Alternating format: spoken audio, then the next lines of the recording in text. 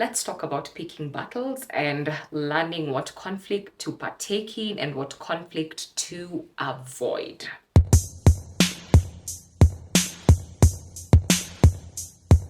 You know, one thing I've come to learn is most of us desire peace in our lives, but sometimes we lack peace because of our own decisions. Sometimes we lack peace because we do not know how to pick the necessary conflicts in our lives.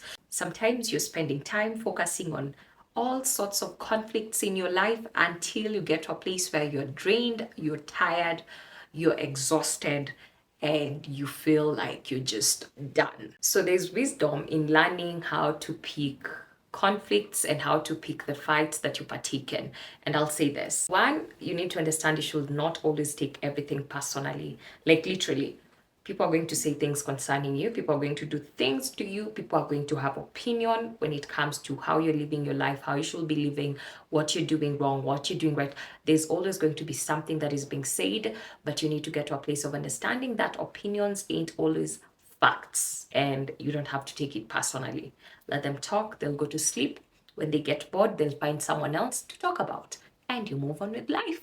Not everything has to become a thing, like literally all the battles that you want to take part in, they don't have to become your battles. Sometimes learn to differentiate between your battles and other people's battles, because sometimes we fight battles that we should not be in because we just lacked something to do, so we found ourselves in it.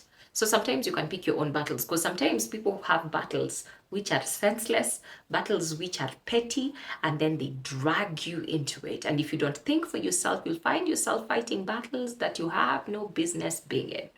So again, if you want peace, learn how to pick your battles and even the battles you help other people fight. Learn how to pick wisely. The other thing, this is part of being a good communicator, you need to learn how to read the room. Ushaingia place and then you're like, hey, manze huku ni kama kuna tension. You know, learn how to read the room and how to act accordingly. So saa ingine ukienda mahali upate kuna mood inakaa fulani, you choose the things, you choose your words carefully, you choose your actions carefully, and you use wisdom as you're speaking. You don't just say whatever it is that you want to say. Then again, becoming better at communicating. Know when to actively listen, know when to just keep quiet and listen, know when to give your opinion, know when to give feedback. Just learn how to become a better communicator. And as you become a better communicator, also remember to become good at regulating your emotions. So a good level of emotional intelligence is equally important.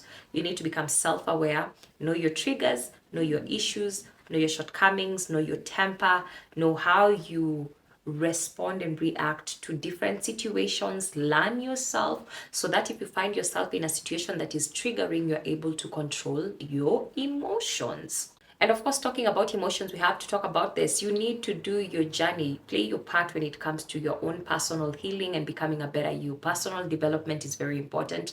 Personal growth is very individual. So learning also the right and necessary tools that you need to deal with your previous, prior, and past trauma, present issues, just becoming better at knowing you as a whole person and healing in holistic ways and in a wholesome way is very important to help you be able to know what to do, when to do, how to do, and not just to be everywhere, finding yourself in the midst of chaos and conflict and violence. You know, there are people say, I don't want peace, we want violence. Don't become those people. Make a choice of becoming someone who's peaceful, who loves peace, who loves solitude, who loves, calmness. And that is something they enjoy to have around them. So when you love such things, you start creating such atmospheres for yourself as well. The other thing is this, realizing not because you think it, you have to say it. Like, listen, you can think about something, but choose to hush it in your mind. You don't have to think it and say it out loud. Think about it, but keep quiet. Not everything needs to be said, especially when it doesn't build anyone up.